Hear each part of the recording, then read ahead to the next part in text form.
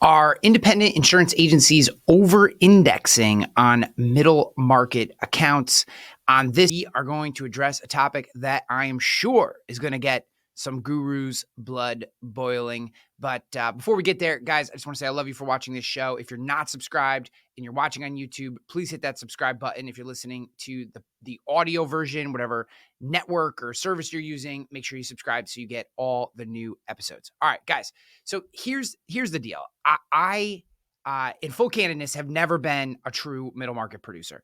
I have written accounts in my career as a producer that would be qualified as middle market, but in all honesty, I have never done hardcore, consistent, long-term middle market account production. That being said, for more than 4 years, I ran an agency that had an entire segment that did middle market production. And some of my best friends in this entire industry teach middle market production. And I believe that middle market production is an incredibly important aspect of every agency. I honestly believe that regardless of your agency's size, scope, geographic location, etc., there should be some portion, some segment or division of your agency that is prospecting larger accounts, either larger, small, or middle market accounts that have some meat to them, accounts that are going to bring in real revenue, let's say somewhere between $10,000 and $50,000 in revenue, right? Just to take a segment. You can push that up, push it down, et cetera. But like taking that market and saying, unless you're one of the large mega shops or super regional shop, et cetera, which may be looking at accounts even larger than that and have the services and value add staff to manage a true upper middle market or enterprise level account, let's take that $10,000 in revenue to $50,000 in revenue per account segment. And I do believe that there should be someone or a group inside your agency that is prospecting those accounts. There are reasons for that. We can get into those. But what I want to address is what I believe is a completely under-indexed portion of an independent insurance agency's book of business, which is the small business segment. Now, the reason for that is ultimately what our expertise was at Rogue Risk, and what I believe there is a tremendous opportunity in the market for agencies who address the need of small business owners. Now, why do I think this need exists? Well, I think it exists because there are a few misconceptions about small business. First and foremost is the idea that small business insurance is unprofitable. People write one monoline GL contractor who, is the kind of individual who will like cancel their policy during the winter and then want to restart it and is constantly a pain in the butt. And they'll say, well, see, look, because of this account, I'm telling you, these accounts aren't profitable. They're too much work. Look, those people exist. I can't say that they don't, but I think there is this misconception that every middle market account you write is this, perfectly put together thing who has consistent requests and knows how to do, COIs and sends you, perfectly put together schedules of property and of their auto fleet, et cetera. And that's not the case either.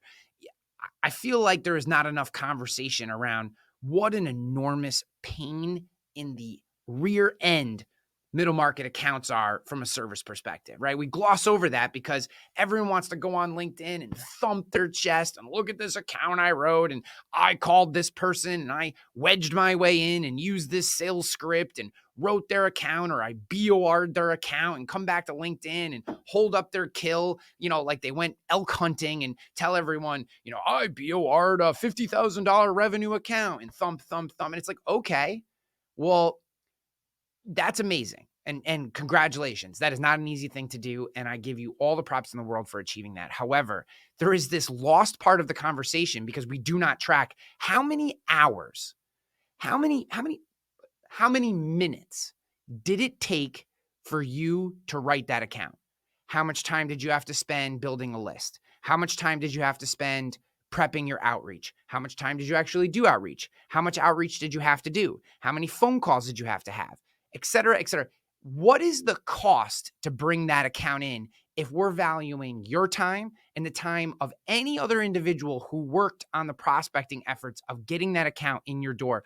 Are you capturing all that time and then associating per hour cost, say say a producer's time is worth $250 an hour, $350 an hour, et cetera, depending on how much you value yourself. Are you taking the amount of time that you apply that it takes to actually get that account and bring it in, the filling out the forms and et cetera, and accumulating all that and then applying it to the ROI of that account? And then what about all the service time on the back end? Because again, I feel like this is completely glossed over with middle market accounts, is like putting together the schedules, getting all the proper information, all the service onboarding, all the input into your agency management system and the carrier system. Because for middle market accounts, there's a lot of information and it takes a lot of data entry to get them into systems. So there's a lot of information and it takes a lot of data entry to get them into systems. And we just gloss over all that. Oh, it's a $10,000 account, cha-ching, it's profitable. And it's like, is it? How many years until it's profitable? Like, we don't talk about these things. But we'll scrutinize every penny spent on inbound marketing or digital advertising or putting press releases out or, doing any kind of advertising, marketing, et cetera. We'll scrutinize every penny associated with the ROI, yet we don't count any of our time when it comes to prospecting middle market. And my point in saying that is not that middle market is bad. Again, I love middle market, and I think that it's an incredibly important part of building a diverse book of business and ultimately a profitable book of business. But I think we have to be fair to small business accounts, and that you can set up methods and systems and referral partners that allow you to streamline the production of inbound leads in a way that drastically lowers the CAC, the cost of acquisition. So done properly and thought through with intention, I believe that small business can be a highly profitable part of your business. Okay. There's the second misconception is that there's too much service work. We're going to address that. I'm going to get to that when we get to the how portion of this. And there's a little bit of, you have to have standard, but there is only too much service work in small business insurance if you allow there to be. And I ultimately feel like done properly using, and we're going to talk a little bit about the tiered service structure that we were building. There was one piece that we didn't ultimately get to. We'll talk about that, but there's a 4-tier service structure that we were building out at Rogue Risk before that business came to an end, that ultimately I think addresses this and setting expectations as part of it as well. We'll talk about this in the how section, but ultimately I feel like there is much more service work associated with a middle market account than small business accounts. While, and maybe in total volume of touches, there may be more in small business, but done properly, we can limit those touches to little micro interactions that provide value to the customer without pulling too hard on the resources of the agency. Okay. The diversity of accounts, another misconception that I hear all the time about small businesses, the diversity of accounts associated with small business. We have a lack of expertise. We don't know how to write contractors. We don't know how to write a bakery, or we don't know how to do, a consultant's E&O or professional liability, et cetera. We're going to address that. I think accounts under $10,000 in revenue are basically the same. And that if you are, as long as you know the basics of commercial insurance, you don't need to be an expert to write small business. Small business is an expertise, is essentially what I'm saying. I think that once you get beyond, 10,000 in revenue is an arbitrary number, but let's just use it. Beyond 10,000 in revenue, I think there can be levels of expertise that are necessary. And that's where things like where Charles Speck talks about micro, niche, or et cetera. A lot of people talk about building niche markets. I think that's where there is some value in that. Below 10,000, small business is your expertise. It is your niche. Okay. And then ultimately, agencies who write small business insurance are seen as commodities by customers, and that somehow middle market producers, they're the value creators and the differentiators, where small business agents are somehow just commodities. And that is complete bullshit. Excuse my language, but that's just nonsense. It's just complete and utter nonsense. That is someone trying to sell you something, and really, it's ego. That's all ego. That is chest thumping LinkedIn middle market producers trying to make themselves feel better by saying that somehow they're value creators, but agents that write small business insurance somehow are a commodity. That's just complete and utter nonsense. So those are some very common misconceptions that I've heard, that I've experienced in terms of, clients that I've worked with. And I believe they're all false. Okay. So what's the reality? The reality is that if you believe personal lines can be profitable, then small business can be profitable. It's a very similar process. It needs to be packaged a little differently, and there's some nuances to it. But ultimately, we need to think about how we package the flow, both the lead flow, the sales flow, and the service flow. We need to think about them similar to personal lines. And I do believe that we can be highly differentiated. I do believe that we can be value creators. We can be seen as partners in their business, but we have to set those expectations. We have to build that into our marketing, into our messaging, and how we handle customers. If you treat a small business customer like you're not making crap on their account and that you don't care, they're not going to be loyal to you, right? So again, when I worked for trustedchoice.com, I got to listen to thousands of phone calls of independent agents taking inbound leads from small business customers and personal lines, but a lot of small business customers. And we oftentimes talk to these people as if their accounts don't matter, right? Like we look at it, we're like, oh, this is a $1,500 BOP. I'm only going to make, $175 on this. So, I don't really give a crap. Well, people can sense that in the way you talk to them. So, if you treat people like their account doesn't matter, they're going to treat you like you don't matter. This is fairly standard, like life relational things 101. I think, the reality, and again, this goes to the differentiation thing. Most small business accounts are actually, and the coverages associated with them are very similar. So what you're ultimately doing is marketing to a mindset. So when it comes to say middle market accounts over 10,000 of revenue, et cetera, I think you are both marketing to a mindset and to a niche.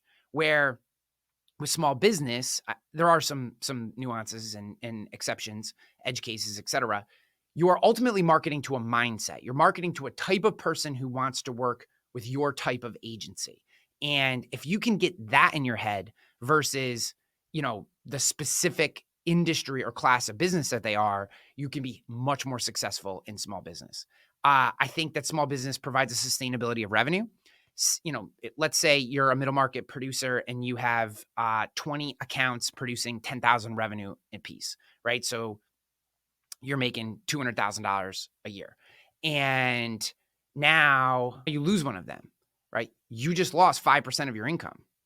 And that's a pretty decent hit. You lose 2 accounts in a year and you just lost 10% of your income overall, right? Now, that to me is a sustainability issue. Like, I think it's amazing that you can have less accounts and be, quote unquote, more focused on them, if that's true. But with small business, if you write over the course of a few years, 500 small business accounts and 10 of them leave, who cares? And I don't mean that to be so cavalier. I just mean like your business keeps going on. You don't have to worry about bonuses. You don't have to worry about, paying your bills. You don't have to worry about hitting your contingency marks. Like small business accounts can ebb and flow. And as long as you're net putting more on than you're losing through, inbound and referral sources, et cetera, then you're ultimately creating a sustainability in your business that I believe creates the foundation upon which you can go out and take the shots at the middle market accounts, right? That's what I'm advocating for so much. And a lot of the content I'm creating right now is that it's not one or the other, it's both. It's having a small business division that supports your middle market division, right? It supports with that foundation of small business that kind of keeps your business fairly stable. Then you can, and you have the bills paid with your small business, now you can go out and prospect the middle market accounts that are going to give you those big jumps up in revenue.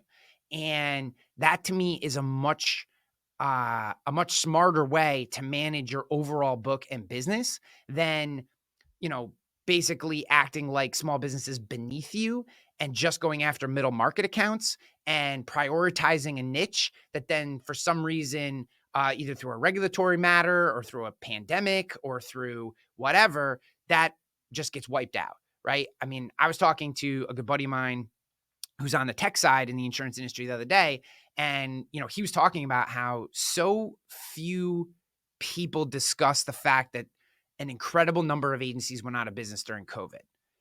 And to me, and I don't know the details of all these, and I'm searching for more information and want to do an entire video around this particular topic, but I think it comes back to sustainability. If you over-indexed on hospitality, restaurants, etc., and COVID hits, you're in big, big, big trouble, right? If you hotels, right? If you went after, whatever, gyms, right? If you were big in the athletic, youth sports, gyms, etc., you're in big, big trouble. And my point in saying that is not that you shouldn't have that niche or that that's a bad niche. I don't think that any of those are. What I'm saying is if you have that niche, but underneath it, you have a bedrock foundation of small business accounts from a diverse array of industry classes, then yeah, it's terrible. We take a hit, but we're still in business. And that's one of the main reasons that I like small business in particular. And there's just a consistency. You can create a consistency of flow.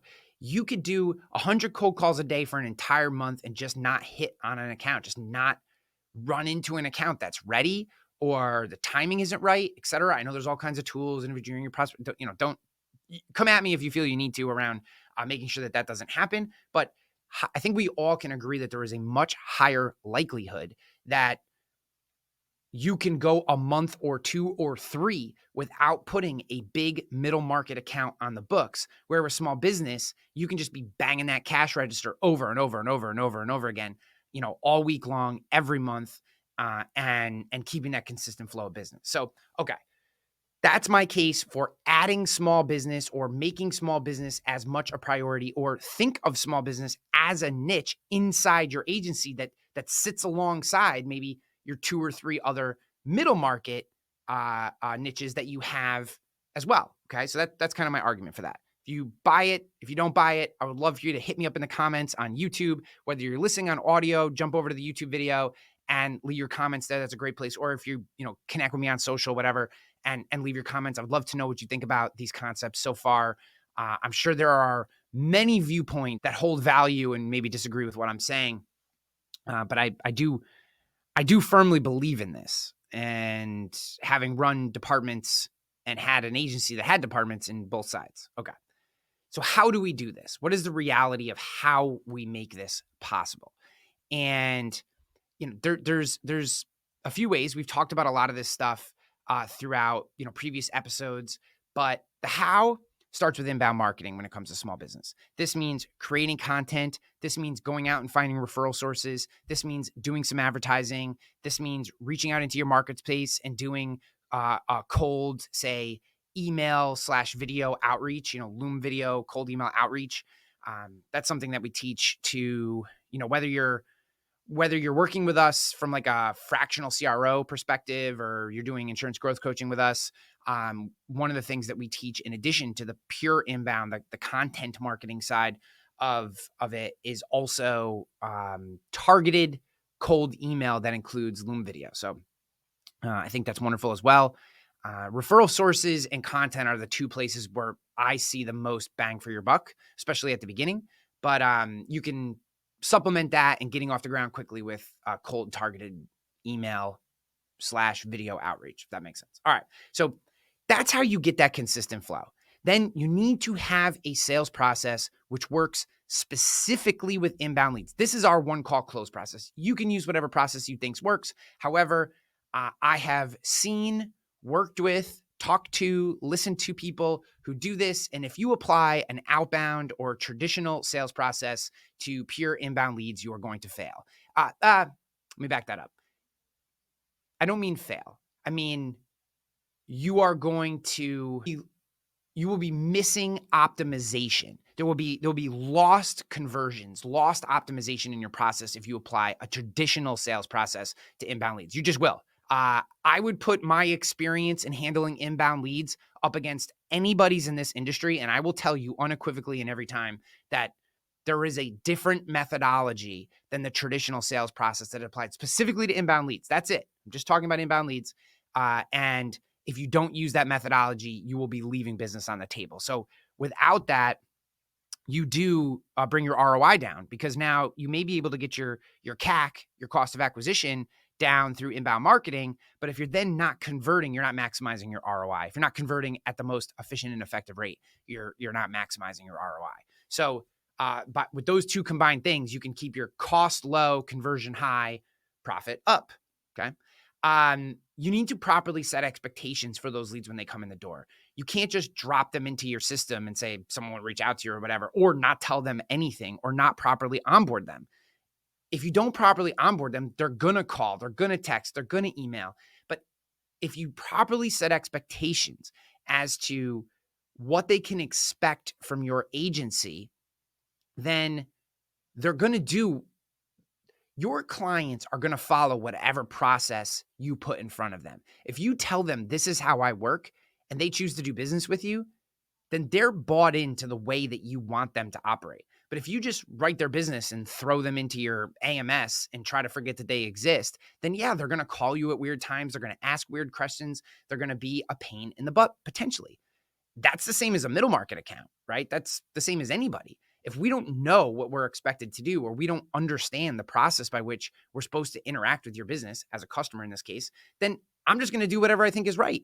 And that's where I think a lot of this falls apart, is we're not properly setting expectations for these clients. What does that mean? Set expectations to a tiered service structure. So in order to keep service cost low, which is something that we were highly focused on at Rogue, because before we implemented the tiered service structure that I'm about to describe to you, we were paying a lot for service. And what I mean is we were using a licensed American in the States for all service related tasks, which is the most expensive way to service accounts. So, okay, how does that work? What does this tiered structure look like? Again, these are the things that we talk about and that we teach, whether it's through our fractional Chief Revenue Officer services, fractional CRO services, our growth coaching, or eventually when we launch our kind of paid coursework and the structure associated with that. This is all the stuff that I teach. This is the next level down the rabbit hole. But I want to give you at least a taste of it here because I think it's very important. So there's a 4-tiered structure, and think of it like a waterfall, right? There's different levels to it, in which the further down the waterfall you go, the more expensive the service gets for your agency.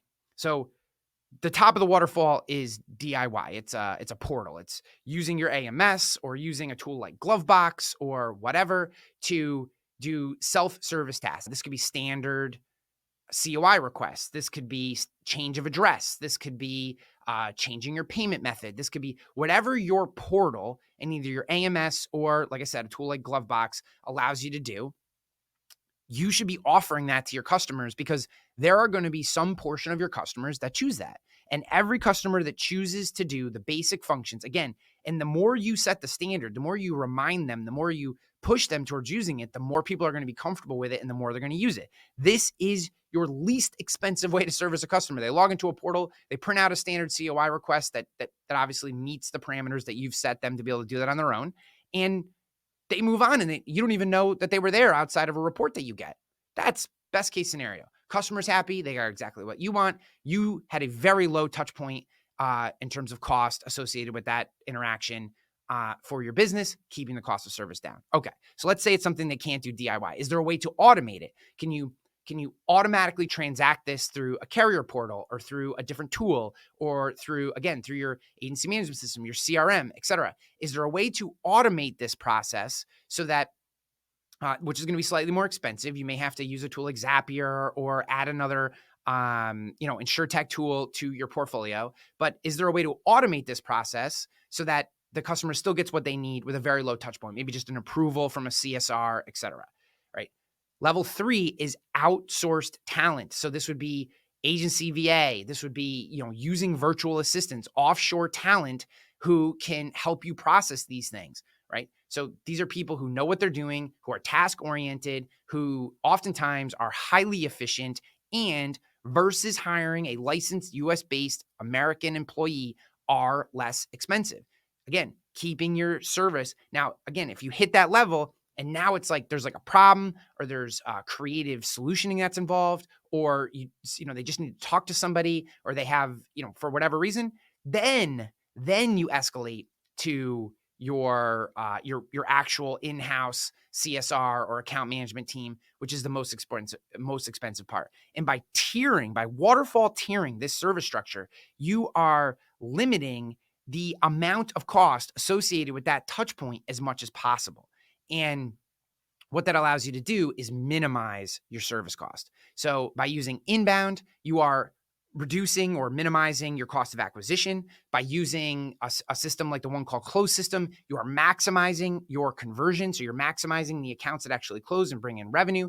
And by setting proper expectations associated with a tiered service structure, you're minimizing your cost of service. And by working this process, you are creating the highest ROI for your business associated with small business, and or for your agency associated with small business. Sorry.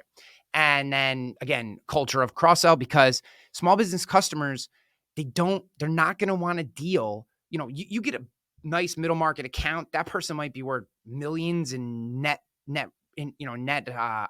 personal wealth. And they may want to work with a highly specialized, high net worth agent, et cetera. And maybe that's not you. But with small business, you can cross-sell their personal lines. You can cross-sell their life. You can look into referring relationships around health insurance, around 401ks. Like, you can be a true value provider in that time and really round out that entire account, because small business professionals don't have the time or really the inclination to work with 10 different vendors for all the things they need, right? I believe they have an abundance of desire to work with one person to solve their problems. And if you're cross-selling these accounts, the cross-sells become, I believe, very easy. And we saw that, right? If you're solving their problem up front, cross-selling the other lines of business, maybe add in life insurance, you can add in personal lines insurance, you can look at like key person insurance, right? Like, key person insurance is something that oftentimes is not sold by agencies, that to small businesses is incredibly important. Oftentimes they don't even know what it is. They don't even know that it's there. And these are all ways to make your small business segment highly profitable, and a profitable foundation upon which you can then either hire people or remove yourself, because this is really templatized, process-driven operation. You can then go out, if you're the hunter killer in your agency, and be that middle market monster that drives the big accounts in. So, do our independent agents over-indexed on middle market accounts? I think that in general, we have an abundance of ego in our industry, and we love thumping our chest. We love telling people about how big the accounts are that we write and how important it is to have minimum number of clients with a maximum amount of revenue. And again, I like making fun of those people, because it's just fun. But ultimately, I don't think they're wrong. I just think they're missing a piece, which is the small business market. And I think there's a huge opportunity in there. So many people are doing it. Most people, the vast majority of people, are doing it either wrong or inefficiently or not at all. And what I see in that is enormous opportunity. Guys, I would love your thoughts on this. Leave your comments below in the YouTube video, or if you're listening on audio, come over to the YouTube video and leave your comments. I'm sure that you have opinions, feelings, experiences that you'd love to share about this particular topic. I know I touched on quite a few third rails throughout the video, and I'd love to hear from you, because I really just want to start conversations around that thing. This is how we all get better, right? I'll kind of close the video by saying thank you, as always, for watching. I hope you subscribe if you're not subscribed. Share this video with someone who needs to see it. And I will see you the next time. I'm out of here. Peace. I'm going to Shaboom's.